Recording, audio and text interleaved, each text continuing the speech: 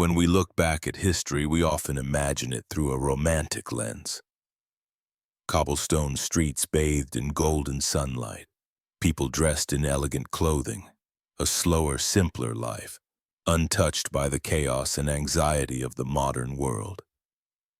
It is comforting to believe that the past was somehow purer, calmer, and more human than the present, but that belief is an illusion. Because beneath the paintings, the books, and the carefully preserved ruins, there was another reality, a reality filled with habits that would shock us today, practices that would make our skin crawl, ways of living that seem almost unthinkable to the modern mind, and yet for centuries these habits were normal. They were not hidden, they were not considered strange. They were part of everyday life. This is what makes them so disturbing. History is not only the story of kings, wars, and inventions. It is the story of ordinary people waking up each day and doing things that we would now call horrifying, without fear, without hesitation, and often without question. Imagine stepping into the body of one of your ancestors, not a famous figure, not a hero, just an ordinary person.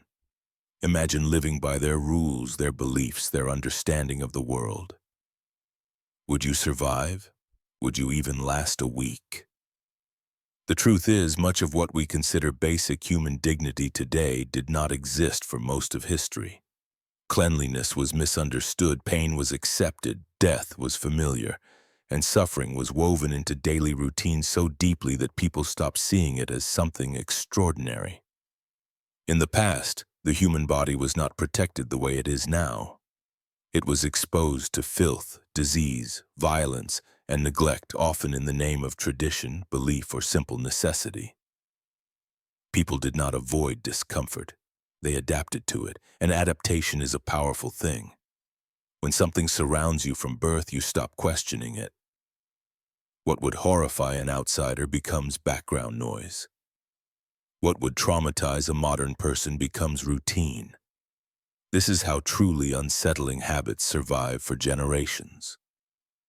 Many of the customs we are about to explore were not born from cruelty. They came from ignorance, scarcity, fear, and belief.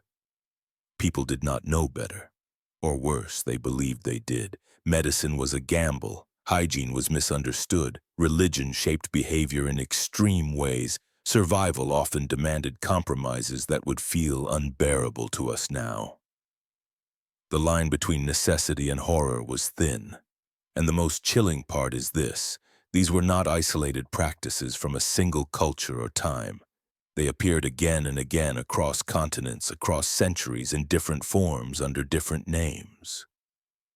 Different societies arrived at similar habits, not because they were evil, but because they were human.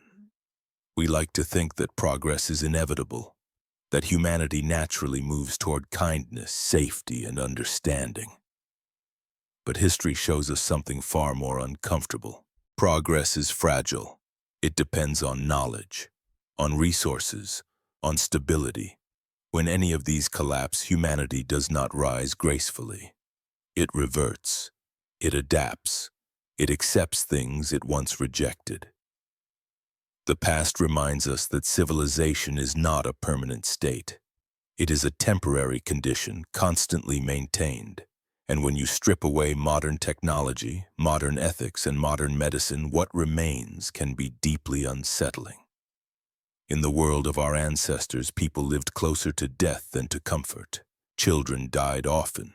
Disease was constant, pain was expected. The body was not something to preserve, but something to endure. Death did not hide behind hospital walls. It lay in beds, on streets, in homes, in public squares. People ate near it, slept near it, sometimes even lived beside it. This closeness changed everything. It shaped habits that feel monstrous to us now, but felt practical then. Habits that blur the line between the living and the dead, between care and cruelty, between survival and suffering. As you listen to these stories, you may feel disbelief. You may feel disgust. You may feel the urge to pull away and remind yourself that this is the past. But the past is not as distant as we like to think. The comfort you feel today is built on centuries of trial, error, and suffering. It exists because countless people lived without it, because pain was once normal, because fear was once constant. These habits are not meant to shock you for entertainment alone. They are reminders, reminders of how fragile our standards are, of how easily normal can shift, of how quickly humanity can adapt to conditions we now consider unacceptable. And perhaps the most unsettling question of all is this: if you had been born into that world, would you have been any different? Would you have questioned these habits? Would you have resisted them? Or would you have accepted them just like everyone else? History suggests a difficult answer. We are shaped less by morality than by environment, and the environment of the past was unforgiving. In the stories that follow, you will hear about habits that involve the body, pain, filth, belief, and death. They are real, they are documented, and they were once ordinary. These are not legends designed to scare children. They are fragments of daily life, preserved through records, diaries, medical texts, and cultural traditions. Listen closely, because the true horror is not that these habits existed. It is that for a very long time they made perfect sense. And once you understand that, you may never look at history or humanity in quite the same way again. When bathing was considered dangerous, for most people today, bathing is one of the most basic acts of self-care. It is associated with cleanliness, comfort, and health. We are taught from childhood that washing the body prevents disease, protects others, and maintains dignity. To go without bathing for weeks would feel unbearable. To go without it for months would feel impossible. But for a large part of human history, bathing was not only uncommon, it was feared. In medieval Europe, and in many societies before and after it, water was believed to be dangerous, not because it was dirty, but because it was thought to weaken the body. People believed that hot water opened the pores, allowing disease to enter. Cold water, on the other hand, was seen as shocking to the system, capable of throwing the body into imbalance. The safest option, many believed, was not to bathe at all. Doctors warned against frequent washing. Religious leaders associated cleanliness with vanity and moral decay. Some even believed that enduring dirt was a sign of spiritual discipline. To suffer discomfort was to resist temptation. As a result, generations of people grew up rarely washing their bodies. Instead of bathing, they relied on layers of clothing to absorb dirt and sweat. Linen undergarments were changed occasionally, while outer garments were worn for months or even years. Perfumes and herbs were used to mask odor rather than remove its cause. This was not a matter of neglect. It was a belief system. Bathhouses, once common in ancient Rome and other early civilizations, gradually disappeared or were condemned. In some regions, public baths were linked to immorality, disease, or sinful behavior. Crowded bathhouses were seen as places where illness spread, not where health was preserved. And in a way, they were not entirely wrong. Without understanding germs, shared water could indeed spread disease. But instead of improving hygiene practices, society responded by abandoning bathing altogether. The solution became avoidance. As centuries passed, people adapted to filth in ways that are difficult to imagine today. Lice were common, fleas infested homes, skin infections were routine. The smell of unwashed bodies filled crowded streets and homes. Yet this environment became normal. Children were born into it. They grew up surrounded by it. Their senses adjusted. What would make a modern person gag was simply the scent of life. Even the wealthy were not exempt. Kings and queens bathed rarely. Some historical figures are recorded as bathing only a few times a year, sometimes once or twice in an entire lifetime. They believed their bodies were healthiest when untouched by water. When illness struck, the response was rarely to clean the body. Instead, blood was drained, herbs were consumed, prayers were offered. Disease was seen as imbalance, punishment, or fate, not infection. Ironically, some of the most devastating epidemics in history spread in environments shaped by this fear of cleanliness. The Black Death thrived in conditions where parasites flourished. Fleas carrying plague bacteria moved freely among unwashed bodies and crowded living spaces. But people did not make the connection. When entire towns fell ill, bathing did not increase. It decreased. Fear intensified. People sealed themselves indoors. They avoided water even more, believing the air and moisture carried death. The habit reinforced itself. What makes this story unsettling is not just the physical filth, but the psychological adaptation. Humans adjusted their standards of comfort downward to survive. They reframed suffering as virtue. They interpreted endurance as wisdom. Pain and discomfort were not problems to solve. They were conditions to accept. Over time, the idea of frequent bathing became suspicious. Those who washed often were seen as indulgent, weak, or morally questionable. Cleanliness became associated with decadence, not health. This belief persisted for centuries. Only with the gradual development of germ theory, urban sanitation, and modern medicine did attitudes begin to change. Slowly, painfully, society relearned what ancient civilizations once understood: that cleanliness protects life. But the transition was not immediate. Even as science advanced, habits lagged behind. Cultural beliefs do not disappear overnight. They linger even when evidence contradicts them. This delay cost lives. The story of bathing reveals something deeply human. We do not always respond to danger by improving conditions. Sometimes we respond by redefining danger itself. Instead of asking how to make water safer, people asked how to live without it. Instead of eliminating parasites, they accepted them. Instead of reducing suffering, they learned to tolerate it. This pattern will appear again and again in history. When knowledge is limited, humans do not stop living. They adapt, and adaptation does not always lead toward comfort or safety. Sometimes it leads toward normalization of conditions we would now consider horrifying. As you move through the next stories, remember this: the people of the past were not foolish. They were not ignorant by choice. They were navigating a world without the tools, information, and protections we take for granted. Their habits were responses to fear, uncertainty, and survival. And if you had been born into that world, surrounded by the same beliefs, breathing the same air, living under the same limitations, there is little reason to believe you would have chosen differently. This is not a story about dirt. It is a story about how easily humans learn to live with conditions that harm them, as long as those conditions feel unavoidable.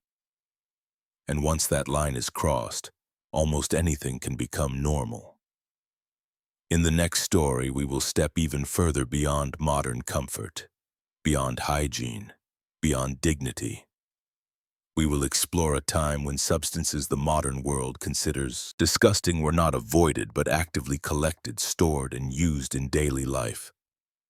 Not out of madness, but because to them it made sense. When human waste was a daily resource. There are certain things the modern world teaches us to avoid instinctively. From a very young age, we learn what is considered dirty, what is dangerous, and what should never be touched. Human waste sits at the very top of that list. Urine and feces are treated as biological hazards, removed quickly, hidden from sight, and handled only through specialized systems designed to keep us as far away from them as possible. This reaction feels natural. But for most of human history, it did not exist. In the past, human waste was not something to avoid, it was something to use. In cities and villages across Europe, Asia, and the Middle East, urine and feces were collected intentionally. Not in secret, not out of desperation, but as part of ordinary life. People stored it, traded it, applied it to their bodies, used it in their homes, and no one questioned it. Urine, in particular, was considered valuable. Fresh urine was sometimes used as a cleaning agent, but aged urine was even more prized. As it fermented, it produced ammonia, a substance capable of breaking down grease and stains. This made it useful for washing clothes, especially wool garments that were otherwise difficult to clean. Public urine collection containers existed in some cities. People were encouraged to contribute. The liquid was then sold to tanners and fullers, professionals who processed leather and fabric. Entire industries relied on the waste produced by human bodies. In ancient Rome, urine was so valuable that it was taxed. This was not hidden knowledge. It was law. But the use of urine did not stop at industry. It entered the home. Some medical texts recommended urine as a treatment for skin conditions. Others suggested it as a mouth rinse to whiten teeth. The logic was simple and deeply unsettling to modern ears. Urine came from the body, so it must contain healing properties.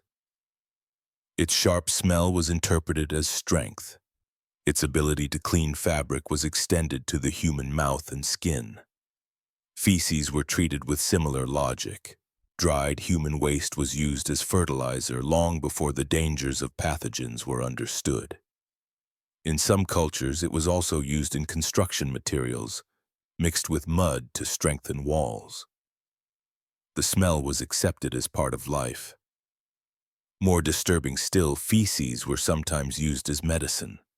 Medical practices rooted in humorism and early herbalism viewed the body as a system of balances.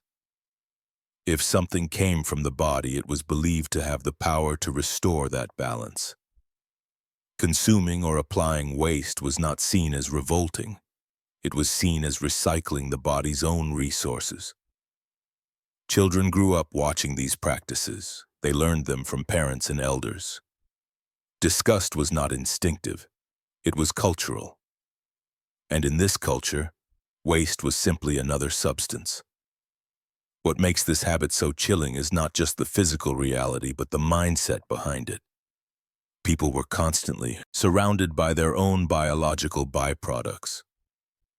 Without plumbing, without sanitation systems, waste did not disappear. It stayed close. And when something cannot be avoided, it is often reimagined. Instead of seeing waste as a threat, people reframed it as useful. This reframing allowed them to live with conditions that would otherwise be unbearable. It reduced fear. It reduced discomfort, but it also increased danger. Diseases spread easily in environments where waste was handled casually. Parasites thrived. Bacteria moved from hands to mouths to food. Epidemics found fertile ground in habits that blurred the line between survival and self-harm. Yet these connections were invisible. People did not see germs. They did not understand contamination. When illness struck, waste was rarely blamed. Instead, the causes were sought in bad air, divine punishment, or cosmic imbalance. So the habits continued. Even as cities grew more crowded, even as death rates climbed, the daily handling of human waste remained normal. It was woven into routines. It became invisible through familiarity. There is something deeply unsettling about how adaptable humans are. The modern reaction of disgust feels instinctive, but it is learned. It is taught by a society that has the luxury of sanitation, plumbing, and separation. Remove those systems and the boundaries between clean and unclean begin to blur. History shows us that what we consider intolerable today can become acceptable under pressure. And pressure was constant. Survival required improvisation. Resources were limited. Nothing was wasted, not even what came from the body itself. Efficiency mattered more than comfort. Tradition mattered more than safety. This is why these practices lasted so long. They worked just well enough to continue. People lived, communities functioned, generations passed. The cost, measured in disease and shortened lives, was accepted because no alternative seemed possible. It is tempting to judge these habits harshly. But judgment is easy from a distance. What these practices reveal is a darker truth about humanity. When faced with harsh conditions, humans do not always strive for improvement. Often, they simply normalize what hurts them. They learn to live with it. And once something is normalized, it stops feeling wrong. This is the pattern that will haunt the stories ahead. Habits that seem unbearable to us now were once unquestioned. Not because people were cruel, but because they were surviving. As we move forward, the line between survival and horror will grow even thinner. The next story will take us beyond waste and hygiene, into a realm where the human body itself became a resource, not after death, but during life. And what people were willing to consume in the name of health may be the most disturbing habit of all. When blood and human remains were medicine. There is a deep instinct inside modern humans that recoils at the sight of blood. We associate it with injury, danger, and death. To consume it, to seek it out intentionally, feels like crossing an invisible moral boundary. But for much of history, that boundary did not exist. Blood was not feared, it was revered. Across Europe, the Middle East, and parts of Asia, blood was believed to contain life itself. Not metaphorically, but literally. It was thought to hold vitality, strength, and spirit. To lose blood was to weaken the body, to gain blood was to restore it. This belief shaped medical practices that now feel deeply unsettling. In ancient Rome, crowds gathered at gladiator arenas not only to watch men fight to the death, but to collect what remained afterward. Spectators rushed forward to drink the fresh blood of fallen gladiators, believing it could cure epilepsy and other illnesses. The blood of a strong warrior was thought to transfer strength to the weak. This was not fringe behavior, it was accepted medicine. Centuries later, similar beliefs persisted. Blood was consumed, applied to the skin, or mixed into remedies. Physicians recommended it. Clergy did not forbid it. Society normalized it. But blood was only the beginning. As medical knowledge stagnated and superstition filled the gaps, the human body itself became a pharmacy. Bones, fat, organs, and even entire corpses were repurposed as treatment. One of the most disturbing examples was the widespread use of powdered human remains. Mummies taken from ancient burial sites in Egypt were ground into a fine substance and sold across Europe as medicine. This practice was so common that it created an international trade in human corpses. Apothecaries stocked jars labeled with human remains. Wealthy patients paid high prices for what they believed was ancient, powerful medicine. The logic was chillingly simple. Ancient bodies were believed to contain concentrated life energy. The older the corpse, the stronger the remedy. By consuming it, patients believed they were ingesting vitality preserved through time.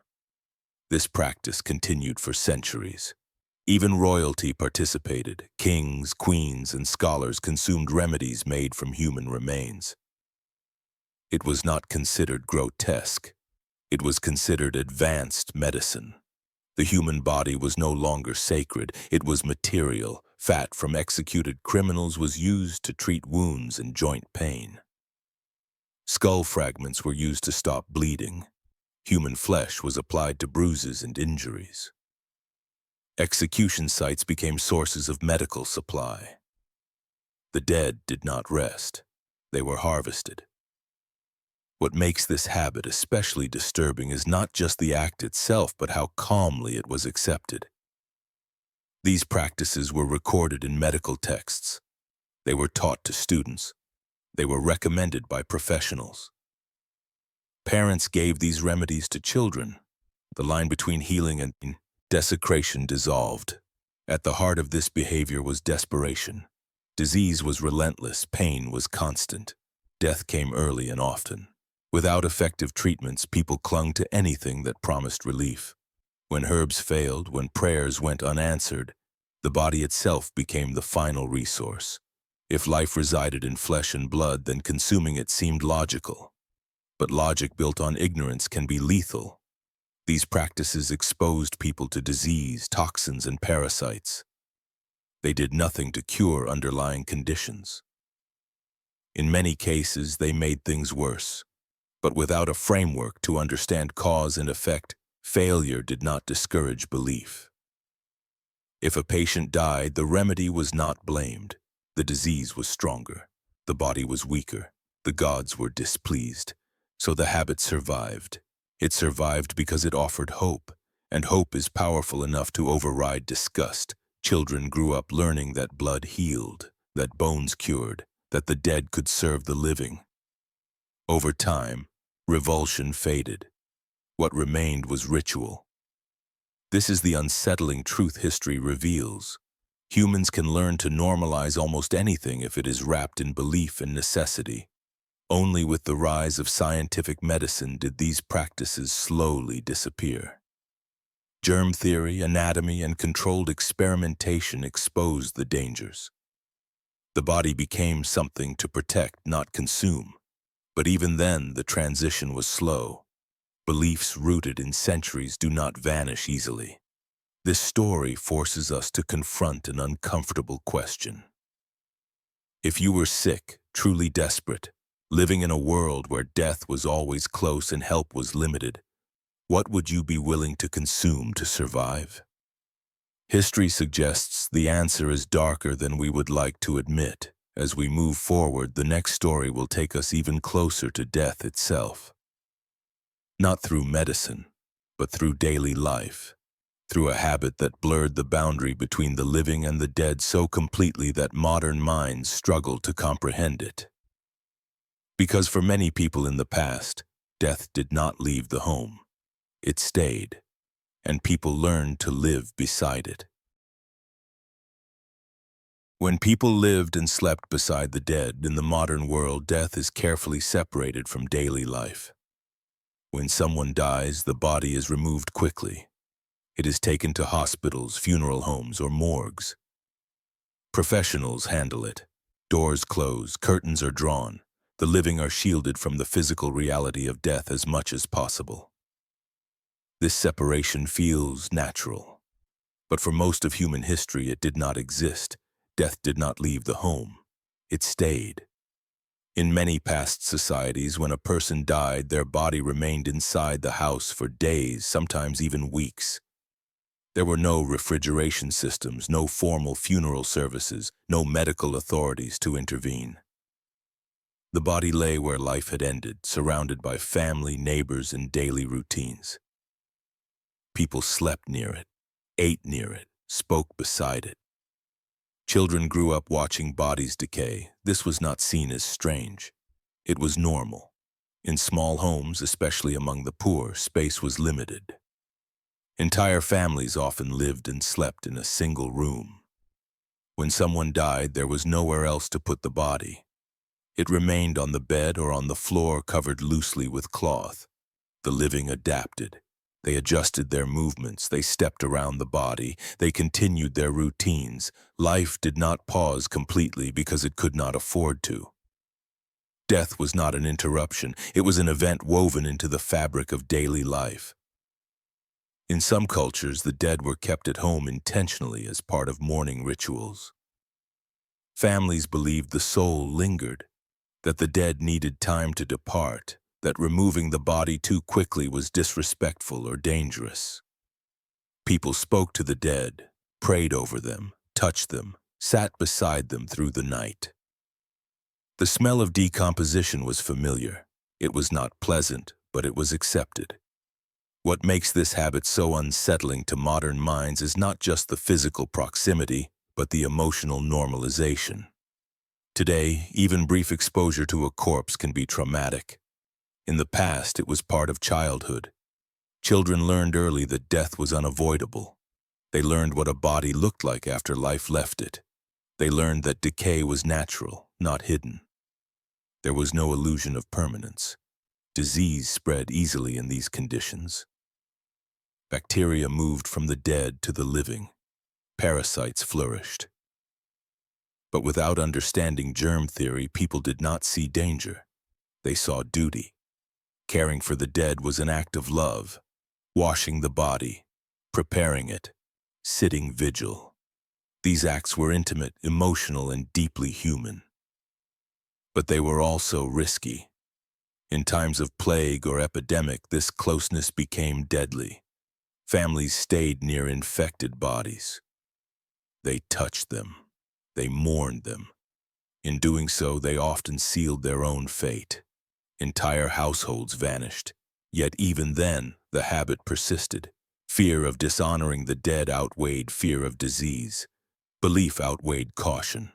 Tradition outweighed survival instincts. In some regions, people even slept beside corpses to protect them from animals or theft. Bodies had value. Clothing, jewelry, even bones could be stolen. Guarding the dead was a responsibility. The living became watchers of decay. This intimacy shaped how people understood mortality. Death was not abstract. It was physical, visible, smellable, tangible. As a result, people were less shocked by death, but more resigned to it. Grief existed, but it was quieter, shorter. Life demanded continuation. There was no time for prolonged mourning. Children returned to work, adults returned to labor. The dead remained present until they were finally buried. This does not mean people felt less pain. It means pain was constant, and when pain is constant, humans adapt. This adaptation is what makes the habit chilling. Not the presence of death, but the acceptance of it as furniture in the room, as something you step around on your way to sleep. Modern society prides itself on emotional sensitivity, but sensitivity grows in environments where suffering is reduced. When suffering is unavoidable, sensitivity fades. The past was such an environment. As burial practices evolved and cities grew, efforts were made to move the dead out of homes. Cemeteries expanded. Funeral customs changed. The dead were separated from the living. This separation brought safety, but it also brought distance. Today, many people reach adulthood without ever seeing a dead body. Death feels unreal until it arrives suddenly, violently, and without preparation. The past did not allow such illusions. Living beside the dead taught people something brutal and honest, that life is temporary, that decay is inevitable, that comfort is not guaranteed. The habit of keeping the dead close reminds us how different the human experience once was, how much of what we call normal is built on infrastructure, knowledge, and privilege. Remove those supports and humanity does not collapse into chaos. It adapts, sometimes in ways that feel almost unbearable to imagine. As we move forward, the next story will take us into a moment of life rather than death. A moment meant to bring new beginnings, but in the past, even birth was surrounded by suffering, danger, and practices that would terrify us today. Because bringing life into the world was one of the most painful and deadly experiences a human could endure, and people accepted that too. When giving birth was a gamble with death today. Childbirth is surrounded by technology, trained professionals, sterile rooms, and the assumption that both mother and child will survive. Pain can be managed, complications can be treated. Death, while still possible, is no longer expected. For most of history, this was not the case. Giving birth was one of the most dangerous things a woman could do. It was not viewed as a medical event. It was viewed as a test, a trial of endurance, something women were expected to survive quietly because pain was considered natural, even necessary. There were no hospitals for childbirth, no anesthesia, no understanding of infection. Most women gave birth at home, often in crowded, poorly ventilated rooms. The same hands that handled animals, waste, and food were used to deliver babies. Those hands were rarely washed, not out of cruelty but ignorance. Midwives relied on tradition rather than science. Knowledge was passed down through observation and ritual. Some practices helped by chance, many caused harm. But without records or controlled study, outcomes were attributed to fate or divine will. If a woman survived, the method was praised. If she died, it was said to be her time. Pain relief was discouraged. In some cultures, it was believed that suffering during childbirth was a moral obligation, a punishment inherited from ancient religious texts. To ease pain was to interfere with divine order. So women screamed, they bled, they endured, and society accepted it. Infections were common. A simple tear could become fatal. Fever after childbirth, now known to be caused by bacteria, killed countless women. Entire wards of new mothers died within days of giving birth, one after another, without anyone understanding why. The tragedy was invisible because it was normalized. A woman's death in childbirth was not shocking. It was expected. Families prepared for it emotionally. Husbands remarried quickly. Children were raised by relatives. Life moved on. This expectation shaped behavior. Because death was seen as unavoidable, prevention was not prioritized. Cleanliness was secondary. Speed mattered more than care. The goal was to finish the birth, not to protect the mother afterward. Instruments, when used, were crude. Force was applied when labor stalled. Bones broke, organs were damaged. Sometimes the baby survived. Sometimes the mother did. Sometimes neither did. The outcome was accepted as destiny. What makes this story especially chilling is how long it took to change. Even as medicine advanced in other areas, childbirth remained stubbornly dangerous. Doctors resisted new ideas. Pride and tradition outweighed evidence. When early physicians suggested that washing hands could reduce deaths, they were mocked. The idea that doctors themselves might be causing harm was insulting. It challenged authority. So women kept dying. It took decades, even centuries, for basic hygiene to become standard practice. Countless lives were lost during that delay. Not because solutions did not exist, but because belief systems refused to change. Women paid the price. Childbirth shaped how society viewed women's bodies. Pain was expected, risk was normalized, suffering was minimized emotionally because it was so common. This desensitization is perhaps the most disturbing part. When a society expects women to die giving birth, it adjusts its values accordingly. Loss becomes background noise. Mourning becomes routine. Children grew up knowing that their mothers might not survive their next sibling's birth. Women grew up knowing their lives could end in a single night, and still life continued. The body was treated as expendable, especially the female body. Only in relatively recent history did this begin to change. The introduction of anesthesia, antiseptics, and trained obstetrics transformed childbirth from a deadly gamble into a manageable risk. But this transformation was slow. And it reminds us of something uncomfortable. That immense suffering can exist in plain sight for generations, without triggering urgency. That familiarity dulls outrage. That when pain is expected, it stops being seen as a problem to solve. As we move forward, the next story will shift away from the moment of birth and toward the lives that followed. Toward childhood itself. Because for much of history, childhood was not a protected stage of life. It was short, and it was harsh. Children were not sheltered from labor, punishment, or death. They were absorbed into adult suffering almost immediately. And the habits that shaped them may be some of the most disturbing of all. When children were not seen as children in the modern world, childhood is treated as something fragile and precious. Children are protected by laws, schools, and social norms. They are given time to play, to learn, to grow slowly into adulthood. Harm done to a child is seen as one of the greatest moral failures a society can commit. For most of human history, this idea did not exist. Children were not viewed as a separate stage of life. They were viewed as small adults, From a very young age, children were expected to work, obey, and endure.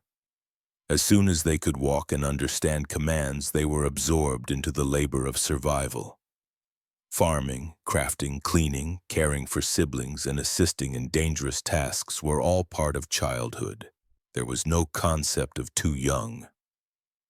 This was not always driven by cruelty, it was driven by necessity. Families lived on the edge of survival. Every pair of hands mattered. Children who could not contribute were seen as burdens. Children who could work were assets. As a result, childhood was short.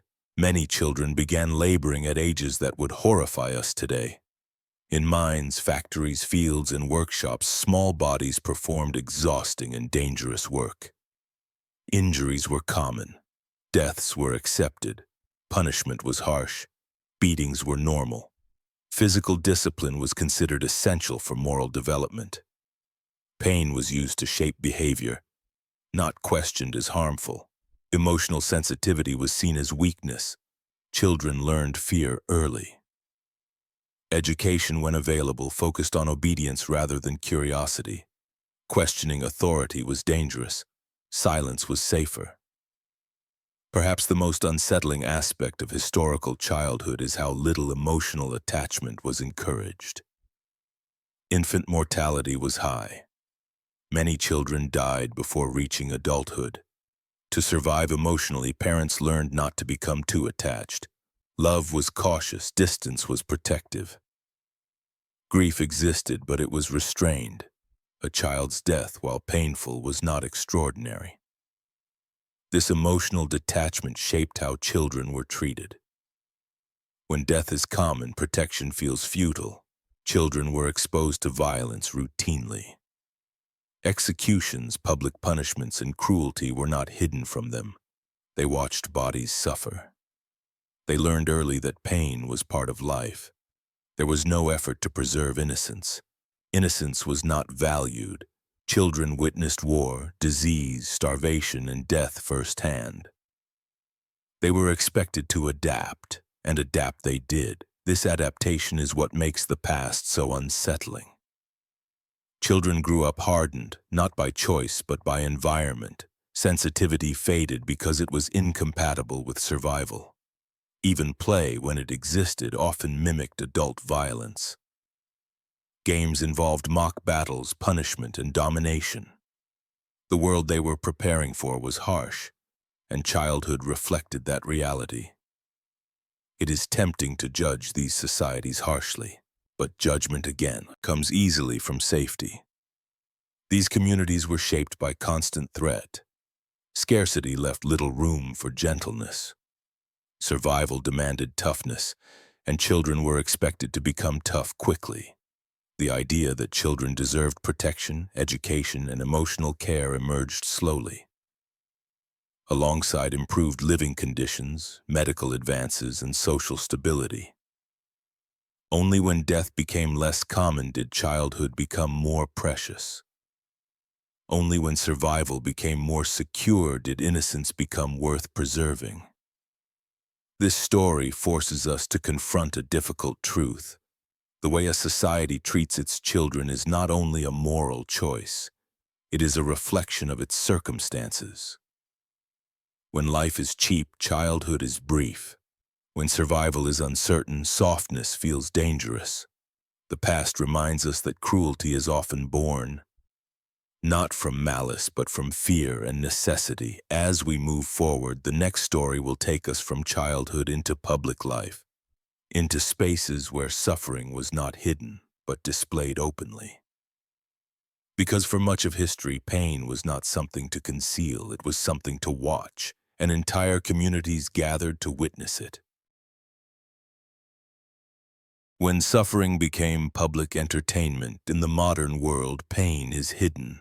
Punishment happens behind closed doors, death is removed from public view. Violence is filtered through screens, warnings, and distance. Even when we witness it, we are rarely physically present. For most of history, this separation did not exist. Suffering was public.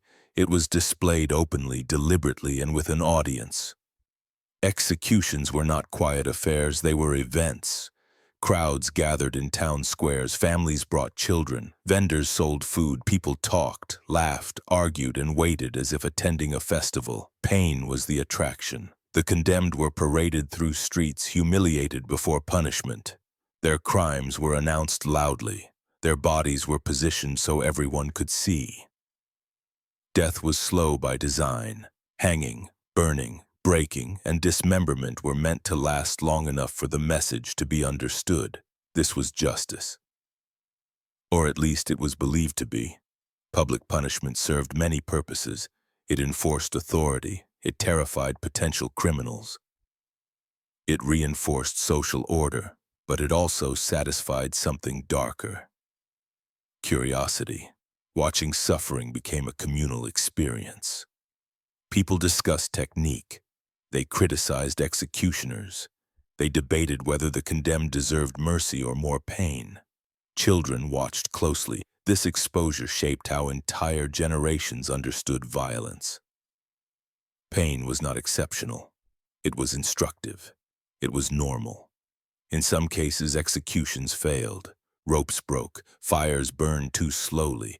Victims screamed for extended periods. The crowd did not disperse. They watched longer. When executions went wrong, they became more entertaining. The unpredictability added excitement.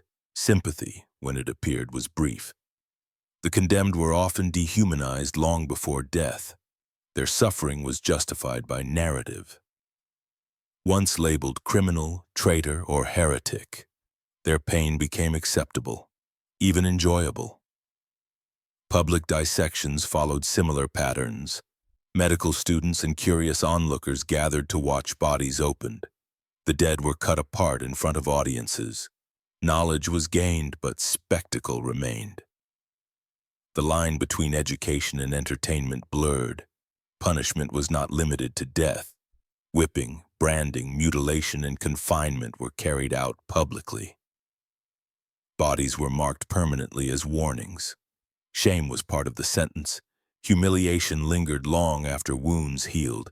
These practices persisted because they worked. Fear maintained order, spectacle reinforced power, and communities learned to associate obedience with survival. But this normalization came at a cost. When violence becomes routine, empathy erodes. When suffering is expected, compassion weakens. When children grow up watching pain, they learn to tolerate it. They learn to accept it. This acceptance shaped societies that were both resilient and brutal. People survived harsh environments by hardening themselves emotionally. Sensitivity was dangerous. Detachment was protective. Only later did attitudes begin to shift. As legal systems evolved, as prisons replaced executions, as philosophical ideas about human rights emerged, public punishment declined. But it did not disappear overnight. Even as executions moved behind walls, the appetite for spectacle remained. Violence found new forms, new stages. History suggests that removing suffering from public view does not erase fascination with it. It only hides it. The habit of watching pain reminds us how thin the boundary is between justice and cruelty, how easily order can be maintained through terror, how quickly humans adapt to scenes they once found horrifying. This is not a story about sadism. It is a story about normalization. And normalization is powerful. As we move forward, the next story will take us into another space where pain was common. But this time it came disguised as healing.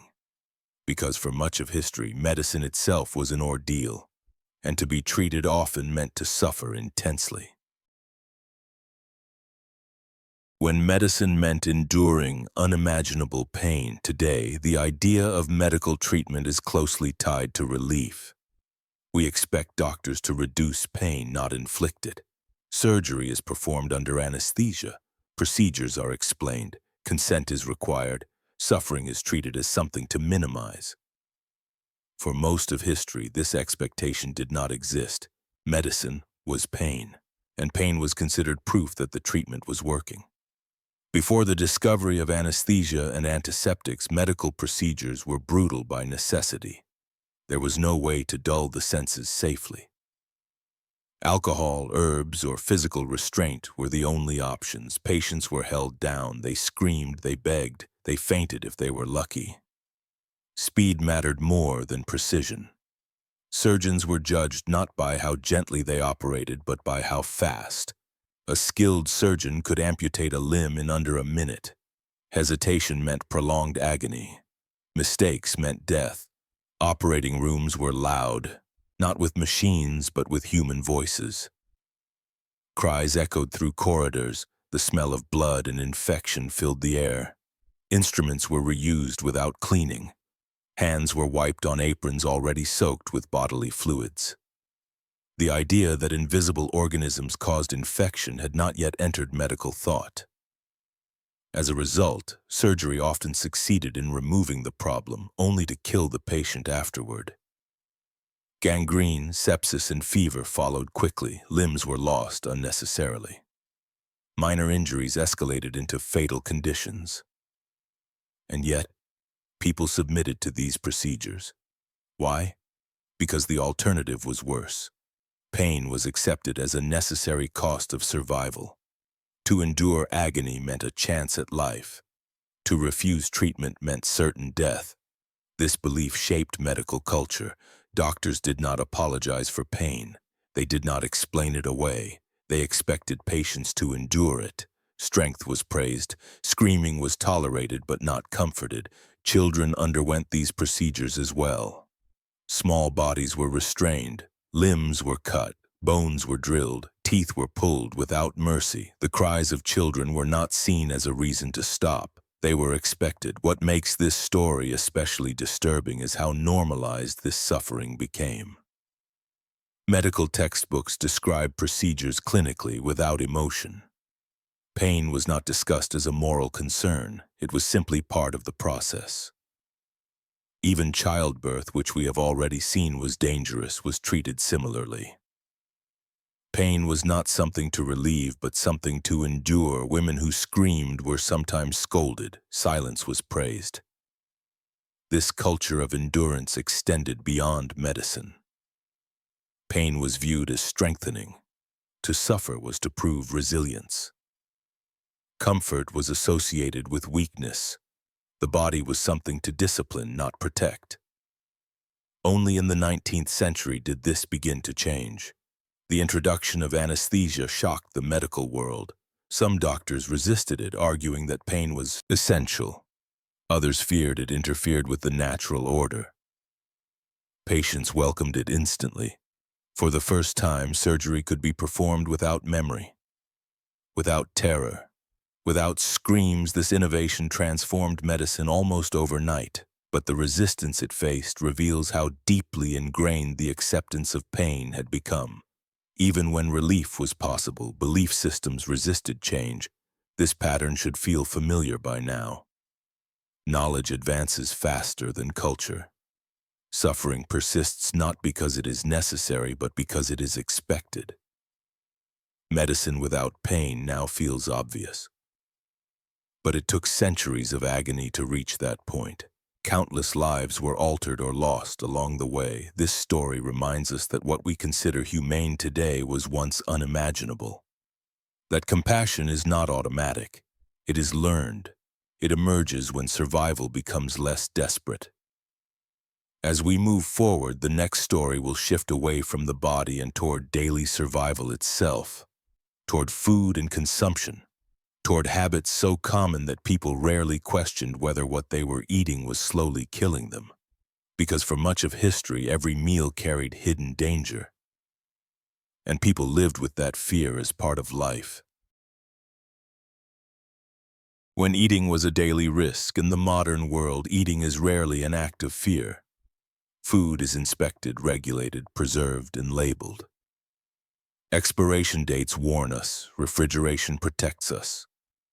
When something tastes wrong, we stop. The danger feels distant, controlled, and avoidable. For most of history, it was not. Every meal was a gamble. Food spoiled quickly. There were no reliable methods of preservation beyond drying, salting, smoking, or fermenting, and even these were imperfect. Meat often sat for days. Fish was consumed long after it should have been discarded. Mold was common. Insects were unavoidable. People ate anyway. Hunger was stronger than caution. In crowded cities, food sources were unreliable and often contaminated. Water mixed with waste. Markets sold products that had traveled long distances under harsh conditions. Rot was hidden with spices. Sour smells were masked with strong flavors. Taste did not indicate safety. In fact, many foods that were most dangerous tasted perfectly normal. Heavy metals added another layer of unseen risk. Cooking pots, plates, and cups were often made with lead or other toxic materials. Wine was sweetened with lead compounds. Sauces were stored in vessels that slowly poisoned their contents. People became sick without understanding why. Symptoms were vague: fatigue, stomach pain, confusion, weakness. These ailments were blamed on age, bad luck, or divine displeasure. Food was rarely suspected because there was no alternative. To eat was to risk illness. To not eat was to starve. In times of scarcity, desperation pushed boundaries further. Animals that died of disease were consumed. Grain infested with fungi was ground into flour. In some regions, ergot, a toxic mold growing on rye, caused hallucinations, convulsions, and death. Entire communities were affected at once. These outbreaks were terrifying. People saw neighbors lose control of their bodies, limbs twisted, minds fractured, visions appeared. The cause was invisible, so explanations turned toward superstition. Demons, curses, and witchcraft were blamed. The food itself was never accused. Even preservation methods carried risk. Fermentation could produce harmful byproducts. Poorly cured meats spread deadly bacteria. Improper storage created toxins that modern science would later identify, but which past societies endured unknowingly. Children were especially vulnerable. Small bodies absorbed toxins more quickly. Illness and death among the young were common. Families mourned but did not always understand what they were mourning. Food was not nourishment alone. It was uncertainty. What makes this habit chilling is how people adapted psychologically. Instead of questioning safety, they accepted sickness as part of life. Illness became routine. Death became familiar. The body was expected to endure. Meals were not moments of comfort. They were moments of survival. Eating was an act of trust in luck rather than knowledge. This trust shaped culture. Strong flavors became popular because they masked spoilage. Alcohol was safer than water, not because it was healthy, but because fermentation killed some pathogens. Hunger reshaped taste. Disgust adjusted. The modern idea of inedible barely existed.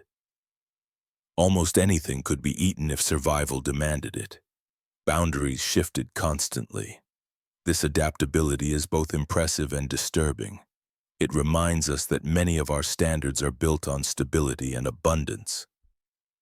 Remove those conditions and the human definition of acceptable changes quickly. Only with advances in chemistry, microbiology, and sanitation did food become safer. Slowly and visibly, danger was reduced. Meals became predictable. Eating became pleasure rather than risk. But this safety is recent, and it rests on systems that must be maintained.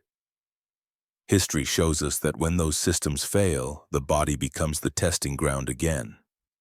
Food turns from comfort to threat. As we move toward the final story, we will leave behind the physical habits of survival and enter the realm of belief. Because some of the most chilling habits in history were not driven by hunger, disease, or necessity. They were driven by faith. And when belief overrides instinct, humans are capable of acts that defy even the desire to live. When belief overpowered survival. There are limits that most humans believe they would never cross, limits shaped by instinct, pain, fear, the desire to survive, we assume that when the body is threatened, the mind will resist, that suffering will trigger escape, that self-preservation is stronger than any idea. History tells a different story. Again and again, belief has proven stronger than instinct.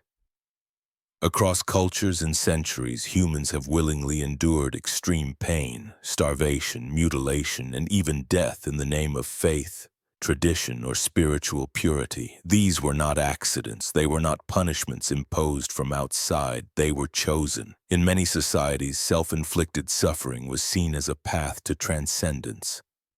The body was viewed as a temporary vessel, flawed and corrupt. Pain was believed to cleanse it, to bring the soul closer to truth. People fasted until their bodies weakened. They whipped themselves publicly. They pierced flesh. They burned skin. They denied themselves sleep, food, and warmth. The more intense the suffering, the stronger the proof of devotion. These acts were not hidden. They were celebrated. Crowds watched holy men bleed and starve. Their endurance inspired admiration. Their scars were symbols of purity. Their suffering elevated them above ordinary people. The body became an enemy. In some traditions, children were subjected to these practices as well. Pain was introduced early, framed as discipline or spiritual preparation. Fear was replaced with reverence. Resistance was discouraged. To question the ritual was to question the belief itself. In extreme cases, entire communities participated in acts that endangered life. Mass fasting, dangerous pilgrimages, rituals involving exposure, dehydration, or bodily harm. Deaths occurred. They were accepted. Those who died were not mourned as victims. They were honored as martyrs. This mindset is deeply unsettling because it reveals how malleable human priorities can be. Survival feels fundamental, but it is not absolute. When belief systems redefine meaning, the body becomes secondary. Faith does not merely influence behavior. It can override biology. This was not limited to religion. Cultural beliefs produced similar effects. Honor codes demanded suicide after shame. Ritual sacrifice was justified as necessary for balance or prosperity. Pain was framed as duty, and once pain becomes duty, refusal becomes failure. People learn to suppress instinct, to reinterpret suffering as purpose, to embrace death as fulfillment. From the outside, these practices appear horrifying. From the inside, they felt necessary. This is perhaps the most disturbing lesson of all. Humans do not need coercion to harm themselves. They only need meaning. Give suffering a story and it becomes bearable. Give it value and it becomes desirable. History is filled with examples of people walking calmly toward pain because they believed it mattered more than life itself. Modern society often assumes it is immune to this kind of thinking, that education and science have replaced blind belief. That reason has tamed extremism, but belief has not disappeared. It has changed shape. Humans still sacrifice their bodies for ideas. They still endure harm for belonging, identity, and purpose. The rituals may look different, but the mechanism remains the same. This story forces us to confront something uncomfortable, that the most dangerous habits are not always born from ignorance or desperation. Sometimes they are born from conviction. And conviction is powerful enough to silence pain, fear, and even the will to live. As this journey through history comes to an end, we are left with a question that lingers long after the stories fade. If belief could reshape humanity so completely in the past, what beliefs shape us now? Which of our habits will future generations look back on with horror, unable to understand how we accepted them as normal? History does not ask us to feel superior. It asks us to pay attention. Because the line between unthinkable and normal has never been fixed. It has always moved with time, belief, and circumstance, and it will move again. As we reach the end of this journey, it may be tempting to breathe a sigh of relief, to remind ourselves that these habits belong to the past, that they are relics of ignorance, superstition, and hardship that humanity has long outgrown. But history rarely offers such clean endings. The habits you have just heard were not practiced by monsters. They were practiced by ordinary people, parents, children, neighbors, communities trying to survive in worlds shaped by scarcity, fear, belief, and limited understanding. They woke up each day, followed routines, cared for loved ones, and did what felt necessary. To them, these habits were not dark or bizarre. They were normal. That is the most unsettling truth history gives us. What we call horrifying today was once simply life. People did not question these practices because questioning them would have meant questioning reality itself. And when reality offers few alternatives, acceptance becomes survival.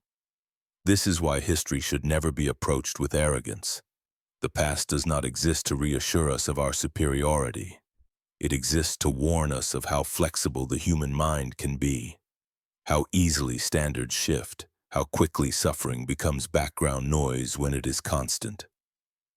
We often imagine progress as a straight line, a steady march from darkness to enlightenment, from cruelty to compassion, from ignorance to knowledge. But history is not a straight line. It is fragile. Every comfort we enjoy today rests on layers of infrastructure, education, stability, and trust. Remove any of those layers and the ground beneath our feet begins to shift. The people of the past adapted to their conditions just as we adapt to ours. They normalized pain because pain was unavoidable.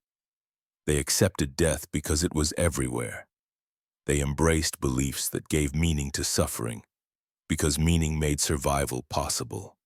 And in doing so, they crossed boundaries we now struggle to imagine. This does not make them less human. It makes them painfully human. The habits we explored reveal something deeper than shock value. They show us how environment shapes morality, how belief reshapes instinct, how necessity redefines what is acceptable. They show us that normal is not fixed. It is negotiated, quietly, slowly, often without awareness. This realization should make us uncomfortable because it points inward.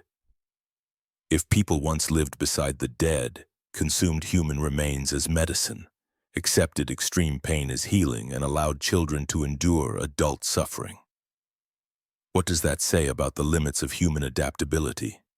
And more importantly, what does it say about us? We like to believe that our era has reached a moral peak, that we have learned the lessons of history, that our habits will not be judged as harshly by those who come after us. Every generation believes this, and every generation is wrong. Future societies will look back at our time with the same mixture of disbelief and horror. They will question habits we defend passionately. They will wonder how we accepted certain forms of suffering, inequality, or harm as normal. They will ask the same question we ask now. How did they live like that? History teaches us that the answer is always the same. Because it made sense at the time. The danger is not in strange habits themselves. The danger lies in our ability to justify them, to explain them away, to absorb them into daily life until they disappear from conscious thought. That is how darkness becomes ordinary, and that is why studying the past matters. Not to feel fear, but to cultivate awareness, to recognize the warning signs when suffering is normalized. When belief overrides empathy, when necessity is used to excuse harm, the past shows us what humans are capable of enduring. The present challenges us to decide what we should no longer tolerate. History does not ask us to reject belief, tradition, or resilience. It asks us to examine them carefully, to question whether they serve life or merely justify survival at any cost. Because survival alone is not the same as living. As you step away from these stories, do not carry only the discomfort. Carry the understanding that progress is not guaranteed, that compassion is not automatic, that dignity must be protected deliberately. The habits of the past remind us that without reflection, humanity can adapt to almost anything, even to suffering. And once suffering becomes normal, reversing it becomes difficult. History is not a closed book. It is a mirror.